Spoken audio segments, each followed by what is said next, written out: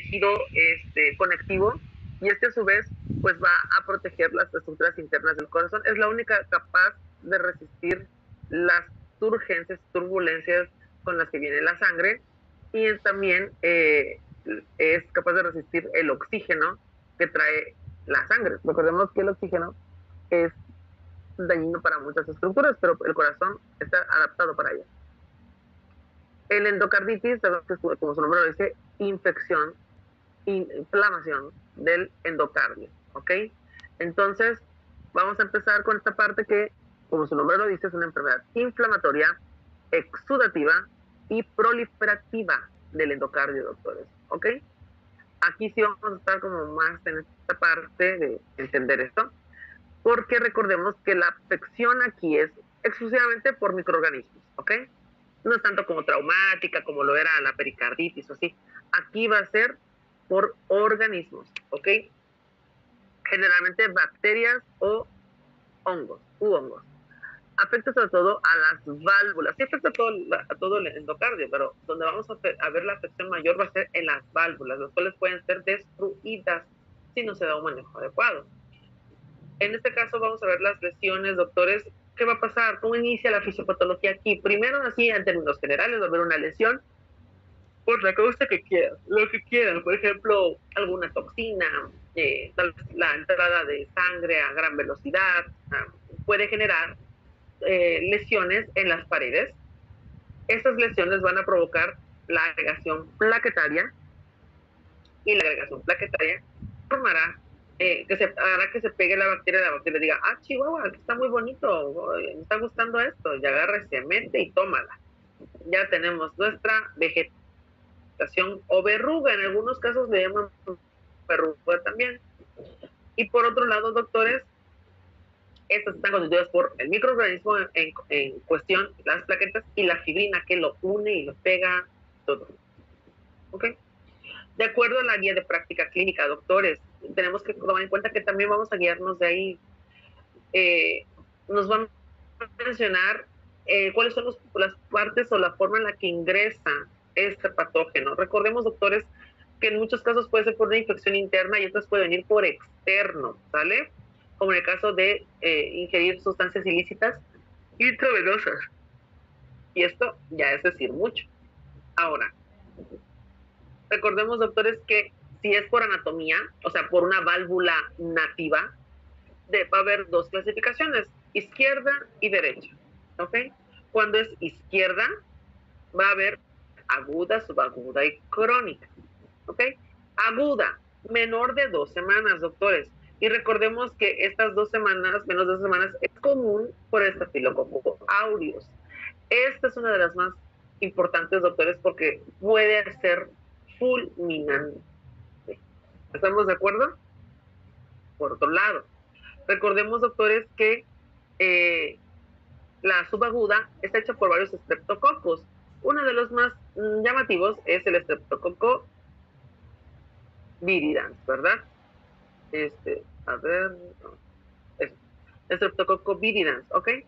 Pero recordemos que puede ser también enterococo fecalis o estreptococo bovis o epidermidis, ¿verdad? Este es silente, o sea,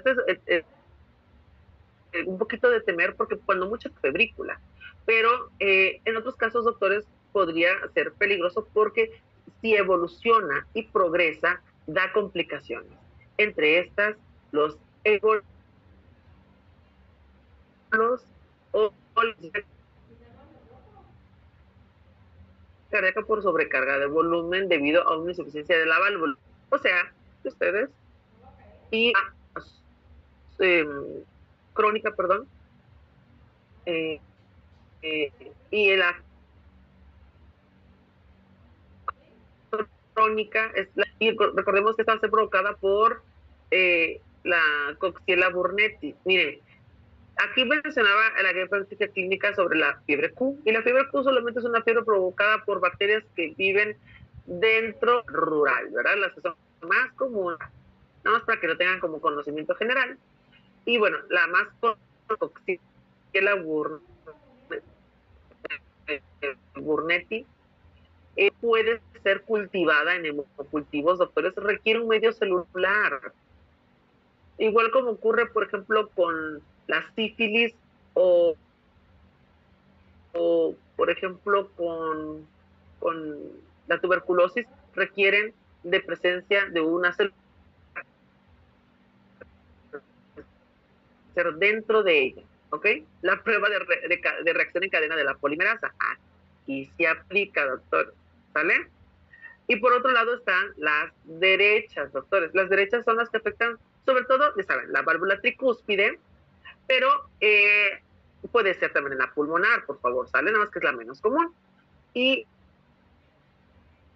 esta, doctores, está relacionada al consumo de drogas ilícitas, sobre todo las intravenosas, doctores, por favor.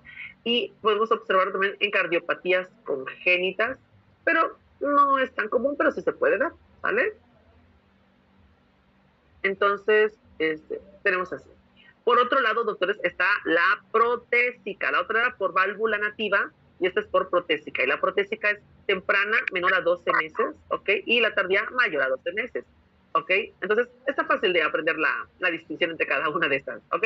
La diferencia, doctores, es que la temprana es de origen intrahospitalario, ¿ok? Y esta se da por varias causas, el estreptococo epidermidis o aureus, la que ustedes gusten, por hongo, por muchas causas. Aquí la cuestión es de que es un progreso, doctor, es insidioso, va a haber febrícula, ¿ok?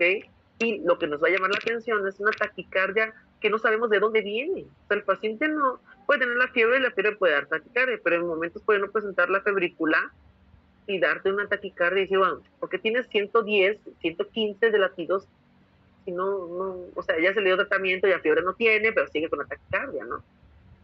Y otra, hay deterioro hemodinámico rápido, doctores. Eso es lo que nos asusta. O sea, el paciente empieza con taquicardia, a bajarse la presión horriblemente, a disminuir los ruidos cardíacos y después ya ni siquiera hace taquicardia, ya no compensa, entonces más aterrador todavía, ¿sale? Por otro lado, esto ocurre porque hay una dehiscencia de la prótesis que se utilizó. Recordemos que algunas prótesis, doctores, son artificiales, hechas de sintético, ¿verdad? Y otras están hechas con pieles, bueno, no piel, con tejido especializado de animales de la familia de los mamíferos, ¿verdad? Y en este caso, doctores, la elevación es mortalmente alta, ¿vale? Ahora, en las de tardías, por ejemplo, aquí hay una disfunción de la prótesis, pero esta es lenta, lenta pero progresa, ¿ok? Y vamos viendo aumento de los síntomas, y entonces vamos a decir, bueno, nos da tiempo de diagnosticarlo, enviarlo, hacer el cambio valvular, y por lo tanto el pronóstico generalmente es benigno, ¿ok? Por otro lado, el marcapasos, doctores, los marcapasos, como menciona la guía práctica clínica, pues igual pueden darnos esta afección, pero recordemos que no es el marcapasos en sí, sino los cables del marcapasos, ¿ok? Y los cables del marcapasos o los desfibriladores, que también pueden tomarse en cuenta aquí, nos va a dar solamente la clasificación, las que son adquiridas en la comunidad, asociadas al cuidado de la salud, o sea, que nosotros se lo provocamos, ¿verdad? O en pacientes que sean adictos a sustancias intravenosas.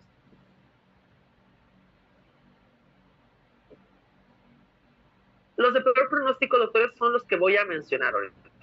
Los de la familia Staphylococcus, que ya les dije que es el terror de la ciudad, bueno, los hongos en general, que son muy difíciles de trabajar y de manejar desde fuera, la Coxiella burnetii, que les digo que de por sí es muy difícil que podamos, ¿cómo se llama? Podamos encontrarla en un hemocultivo porque no crecen en ellos.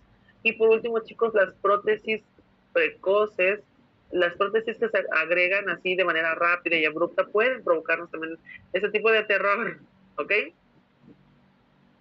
Entonces, vamos a mencionar aquí, doctores, solo como conocimiento general también y que de algún modo lo tienen que saber, que los pacientes que tienen, les quitan dientes o les trabajan la boca, es muy probable que también se infecten de endocarditis. De hecho, está muy alta la incidencia a nivel mundial, ¿ok?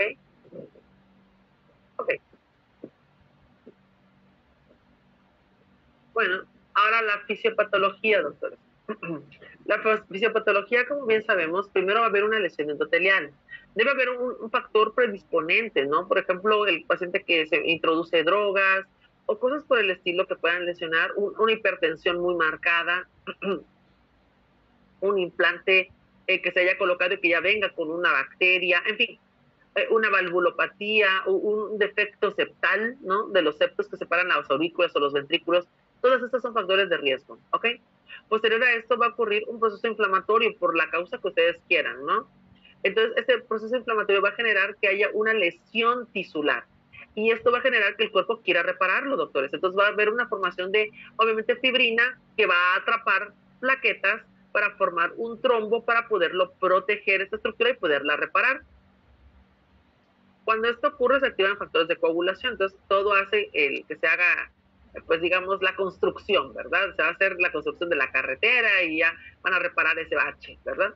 Entonces, como ya se crearon las redes de fibrina y todo eso, estas atrapan las plaquetas, pero pueden atrapar cualquier cosa. Entonces, aquí también atrapan en este caso a las bacterias. Y como están atrapando bacterias y plaquetas, y se hace un masacote, entonces ya se producen las vegetaciones valvulares, porque recuerden que donde más se pegan estas cosas es en las válvulas. Entonces, esto va a provocar la endocarditis como tal, doctores.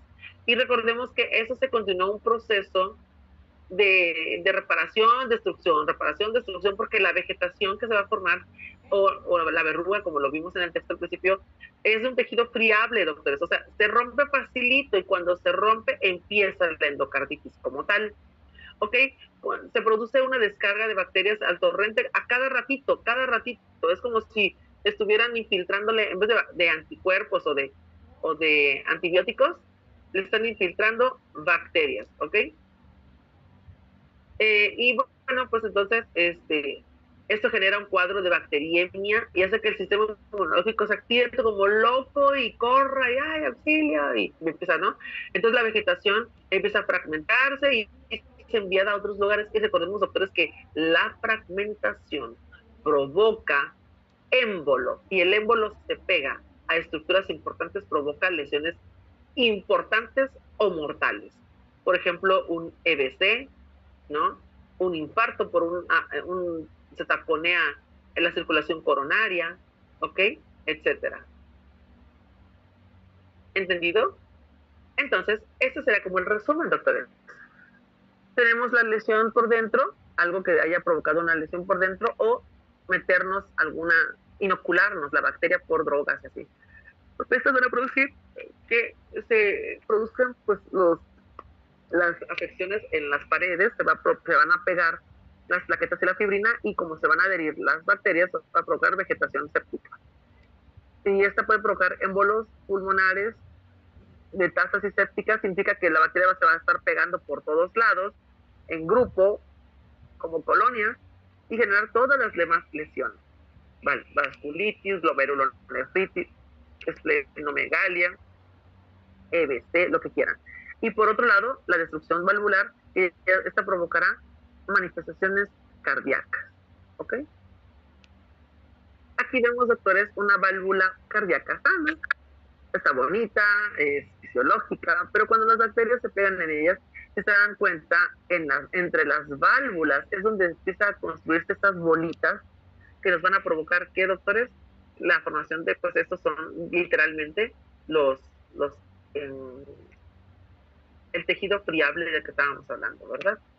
O sea, nuestros, este, nuestra endocarditis en un proceso inicial. Bueno, doctores, ya vamos a lo que acontece. Profilaxis. Y dirán, doctor, ¿en qué proceso se hace la profilaxis? Y yo diré, muy bien, doctor, muy bien, doctora, muy buena pregunta, muy bien. Aquí vamos a explicar como comentario personal, doctor, y algo que he visto en la práctica y las guías en algunos casos te respaldan, en este caso lo hace. Se recomienda en los casos de sospecha de endocarditis claramente, o que tenga el potencial de presentarse esta enfermedad. Por ejemplo, aquí el cuadro lo menciona, recomendado extracción dental.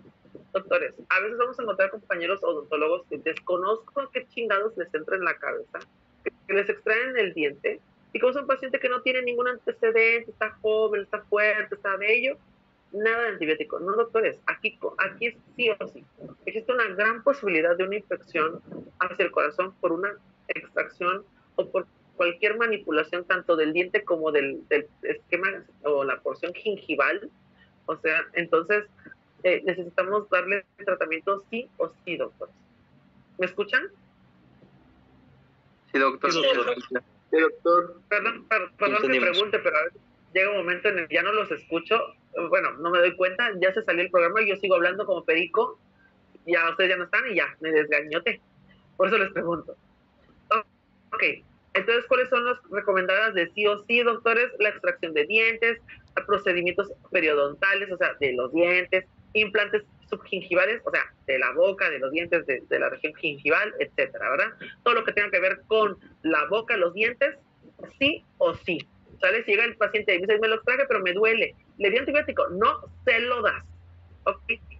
Del reparto respiratorio, doctor, igual la boca, recordemos que es una zona súper sucia, por más que nos laváramos con jabón, quedan un par de bacterias y con todas las condiciones vuelve a llenarse de bacterias. Entonces, el aparato respiratorio, doctores, si hay, por ejemplo, una amigdalectomía, una tonsilectomía, una afección donde le estés colocando una broncoscopía para estarle viendo en los bronquios, la garganta, lo que quieran, doctores, se tiene que dar profilaxis con antibióticos sí o sí, doctores. Las bacterias de aquí son un chorro y pueden hacer daño peor en otros lugares.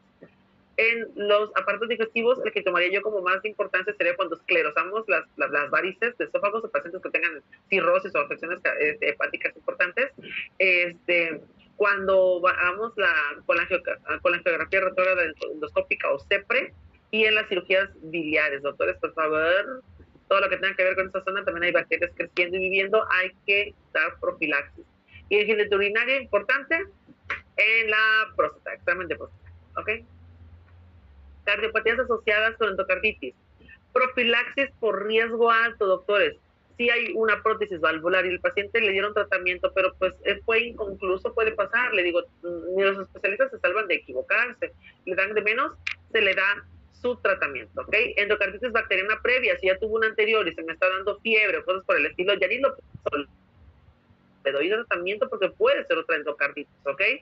Cardiopatías congénitas cianóticas, si el paciente es un niño o está en una adolescencia, pero es de esos pacientes que de repente se ponen morados o azulitos y porque tienen una afección en el corazón y por ese motivo de que se pongan morados y tengan esta afección, significa que puede haber regurgitación de la sangre y por lo tanto formación de estas lesiones, por lo tanto se les da antibiótico, ¿ok? De manera profiláctica.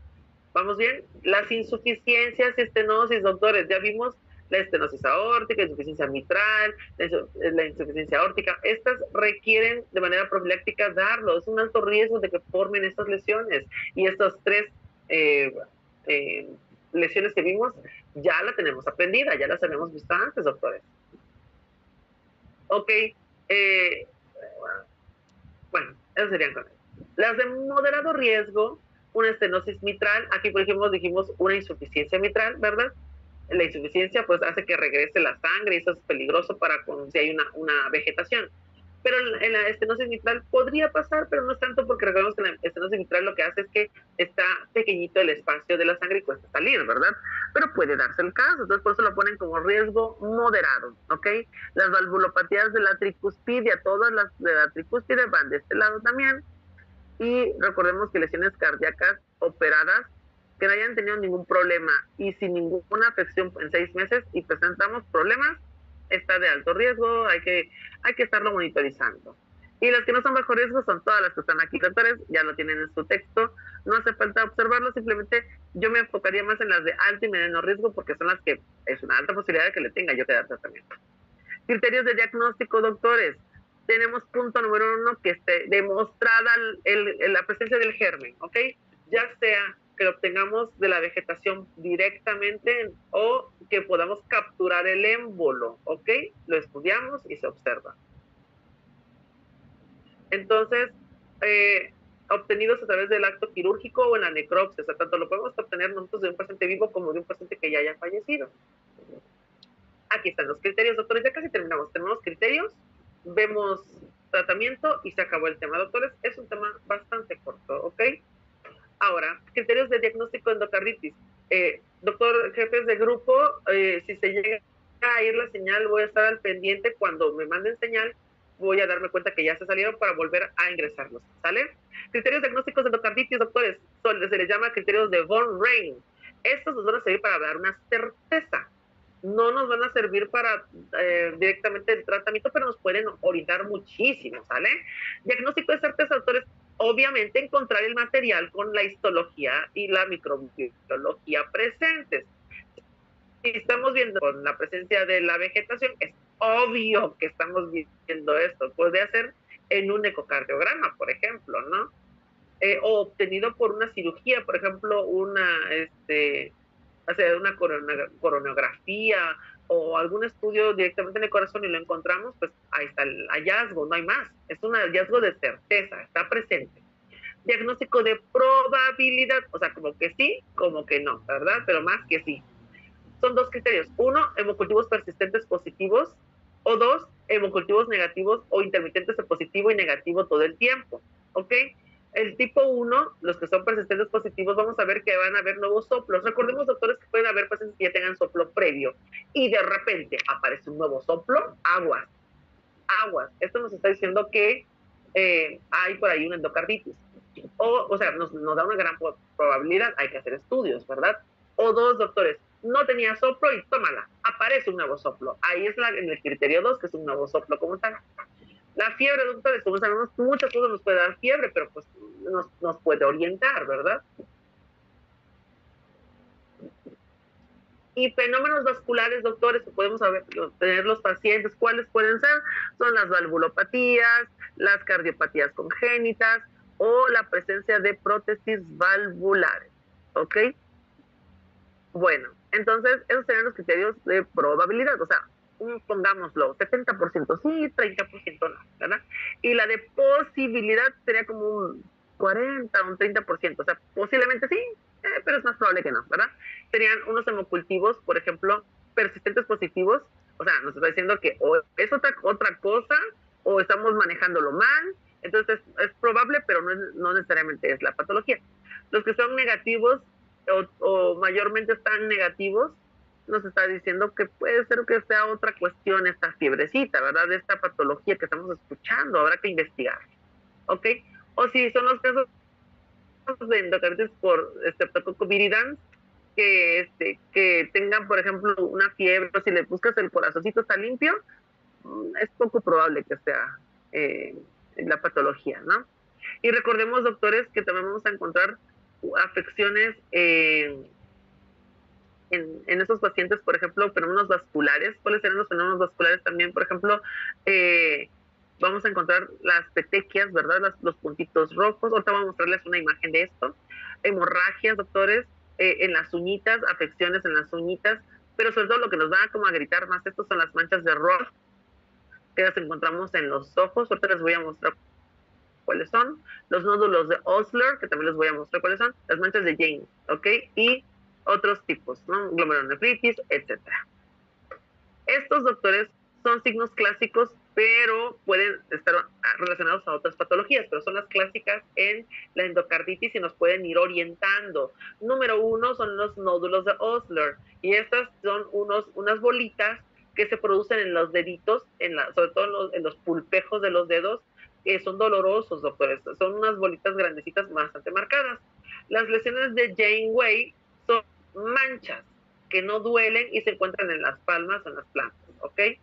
Y por último, las manchas de Roth. Y las manchas de Roth son hemorragias que se encuentran cerca de la mácula del ojo, y recordemos que estas van a ser oscuras por fuera y pálidas, parduzcas por dentro. Ahí podemos ver unos reales. Estas son una otoscopía en la que vemos el patrón que les acabo de mencionar, ¿verdad? Por fuera oscuro, por dentro claro, y nos puede orientar en que esto es una lesión directamente en la retina, en el ojo. Por esta causa, las lesiones... Oh, ya acabó el tiempo, doctores. Ahorita voy a volver a iniciar porque si no se nos va... Ok, dice remain. Ok. En la hora que se acabe, doctores, me avisan para que vuelva a reiniciarlo, ¿sale? Están los nódulos de Osler, que son las bolitas que les dije que están en los dedos y duelen mucho, son grandecitas como lo podrán notar. Y por otro lado, las lesiones de Janeway, ¿verdad? Las que nos van a mostrar aquí manchitas en las palmas o en las plantas. Los criterios de Durac, doctores. ¿Me siguen escuchando? Perdón, no quiero saber, sino para que ya lo vuelva a hacer de nuevo. Sí, doctor. Sí. Ok. Creo que quedan 9 minutos para que cierre esto. Vamos a acabarlo rápido. Ya faltan nada más, me parece, 4 o 5 diapositivas más y ya. Los criterios de Durac, doctores, en la endocarditis ya definitivos como tal para ya, esto es el mero petatero para trabajar, son los criterios patológicos, los criterios clínicos, que son los definitivos, los posibles, se dan cuenta, se parecen mucho a los otros criterios que acabamos de ver, ¿verdad? De los de Von Rain, pero es bueno saber más de uno, ¿verdad? Entonces, definitivos, posibles y directamente los rechazamos. Esa es la diferencia entre los dos. Ok, criterios patológicos. Vamos a observar la vegetación. Como les dije, si tengo la vegetación aquí en la cara, es obvio que es esta la patología, ¿verdad? O el absceso. Bacterias como el Staphylococcus aureus pueden hacer abscesos y por eso les digo que es la que a mí en lo personal me da más miedo porque ya me topé con uno de esos y es horrible cómo responde. El paciente es muy agresivo, le va muy mal al paciente. Ok, en algunos, la mayoría de los casos muere. Ok, entonces, criterios patológicos y los criterios clínicos.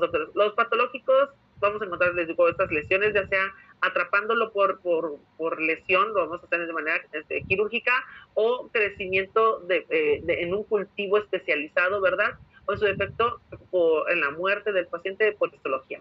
Criterios clínicos son 2 criterios mayores, o un criterio mayor o 3 menores, o 5 menores. La guía de práctica clínica nos lo dice diferente, es 1 mayor y 2 menores, si no me equivoco, o serían 3 menores. Entonces, ahorita les confirmaría, pero esas son las que nos van a orientar, doctores, ¿va?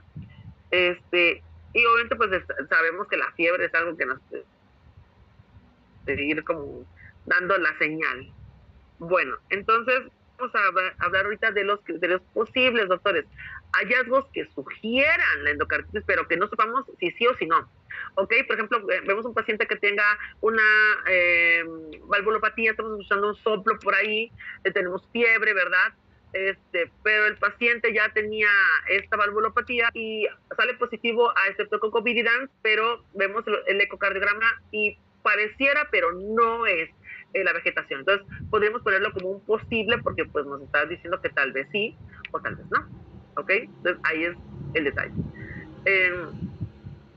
Y bueno, entonces, las que rechazamos son aquellas que decimos que encontramos que es por otra causa o que de repente sanó por magia que le dimos tratamiento y en 4 días ya se mejoró o menos, es como que no, pues no puede ser, porque los tratamientos incluso tardan semanas para poderlo quitar en esta enfermedad, entonces es obvio que tarda muchísimo y no es una respuesta tan rápida.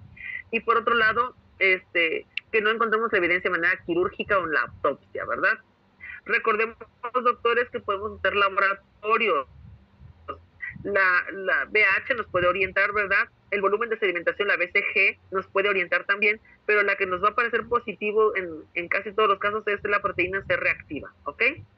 Esta es la que nos va a decir, hey, aquí nos están gritando que hay algo muy, muy intenso. Ahora, los criterios de Durac, los criterios mayores y menores. Mayores, doctores, un hemocultivo positivo para endocarditis por la familia que estamos viendo acá abajo, Viridans bovis, o de la familia Hasek, o por Staphylococcus aureus, o por un hemocultivo persistente positivo, ¿sale? O en su defecto, pues vemos hemocultivos extraídos que tardan más de 12 horas, o sea, generalmente en el medio hospitalario nunca van a encontrar un hemocultivo que te dé resultado de 12 horas, por lo menos son de 2 días, ¿sale? Y que vamos a encontrar que estos van a estar positivos sí o sí, ¿no? Incluso si hacemos más de uno y salen más de uno positivos, vamos a encontrar que las 3 separaciones, porque generalmente te dan positivo a las 48 horas o negativo a las 48 horas, negativo a las 72 horas, pero positivo a los 5 días. Entonces, ¿sí me entienden? A veces puede salir así y con que salga uno positivo ya es positivo, ¿va? Esos son criterios mayores. Evidencia de afección endocárdica, doctores. el ecocardiograma que salga positivo. Esos son criterios mayores. O sea, tengo el eco que me muestra la imagen del corazón en tiempo real y ve la gran vegetación ahí en la válvula, pues es más que evidente que sí está con una endocarditis, ¿verdad? Y que haya material implantado ahí, pero que no sea de manera anatómica. O sea, que veamos una bolita o algo por ahí pegado, pero que sepamos que no, o no parezca vegetación, pero que también sepamos que no es anatómico normal. También lo consideramos como criterio mayor o un absceso, doctores. Recordemos que el Streptococcus aureus se mete en las estructuras de las células, entre las células, perdón, y genera la destrucción y el caldo de cultivo literalmente en esa zona y va a resguardarse por el tejido natural del cuerpo, ¿ok? O que de repente aparece una nueva regurgitación, criterio mayor, ¿va? Y criterio menor, doctores, pues que un paciente, por ejemplo, que se meta drogas intravenosas, bueno, no es un hecho que se va a enfermar, pero existe la posibilidad, por eso se le pone como un criterio menor. La fiebre nos puede dar, muchas cosas nos puede dar fiebre, por lo tanto, podemos o no considerarlo y se toma como un criterio menor. Las lesiones que les acabo de mencionar con dibujitos, doctores, y con fotos, que son, por ejemplo, las lesiones de Janeway, los nódulos de Osler, las manchas de Roth, este tipo de patologías los pone la de Durac de menor, criterios menores, ¿vale? Viendo la diferencia con lo que mencionaba el Born Rate, que son criterios de probabilidad, ¿ok? Por último, doctores, que haya crecimiento de una bacteria en hemocultivo que no tenga nada que ver con las de la familia de los que vienen en los criterios mayores, ¿verdad? Ese viridans, la Streptococcus bovis, de la familia de las AHCK o el Streptococcus, el enterococo. Entonces podemos considerar que no es una endocarditis como tal, ¿verdad? O sea, lo podemos considerar como una endocarditis atípica, pero no de las comunes, ¿no? Valga la redundancia. Obviamente si hay un infarto, hay una embolia, pues tenemos que indagar, no es un hecho, pero nos puede orientar, ¿verdad? Tratamientos, doctores. Aquí el tratamiento va a ser penicilina, y ese va a ser el tratamiento inicial. A menos que el paciente sea alérgico, le vamos a dar en ese caso vancomicina, ¿ok? Sobre todo estamos hablando de los Streptococcus viridans y bovis, ¿vale? Que son los de tipo subagudo, si recordamos lo que vimos al principio de la clase. Y la vancomicina, pues para alergia. Y si hay una sensibilidad, o sea, que el paciente esté haciendo como cierta resistencia, penicilina sódica más gentamicina. Y si se dan cuenta, doctores, son 4 semanotas, excepto la gentamicina. Por favor, por vida suya. La gentamicina puede ser días, 5 o 6 días, hasta 2 semanas, y casi rogando, doctores, porque recordemos que los aminoglucósidos nos pueden dar sordera o lesión renal aguda, no reversible. Para el enterococo, doctores, igual penicilina, ya sabemos, se puede dar ampicilina, ya sabemos, oral o inyectada, pero en realidad no tiene mucho efecto, así que yo no tanto lo recomiendo, doctores. Y además es cada 4 horas, estarle inyectando cada 4 horas.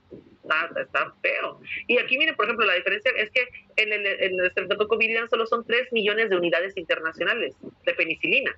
Aquí, doctores, son 30 millones de unidades, obviamente cada 24 horas, pero es una gran cantidad. Esta nalguita, ese bracito va a estar con un dolor que le va a durar semanas.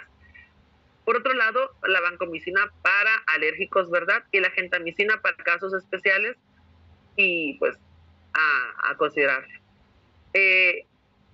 Vamos a ver ahorita el estafilococo, doctores. Ahorita voy a volver cierro la pantalla y empezamos de nuevo porque ya queda menos de un minuto. ¿Estamos de acuerdo para reiniciarlo? Y ya no haya problema, ¿va?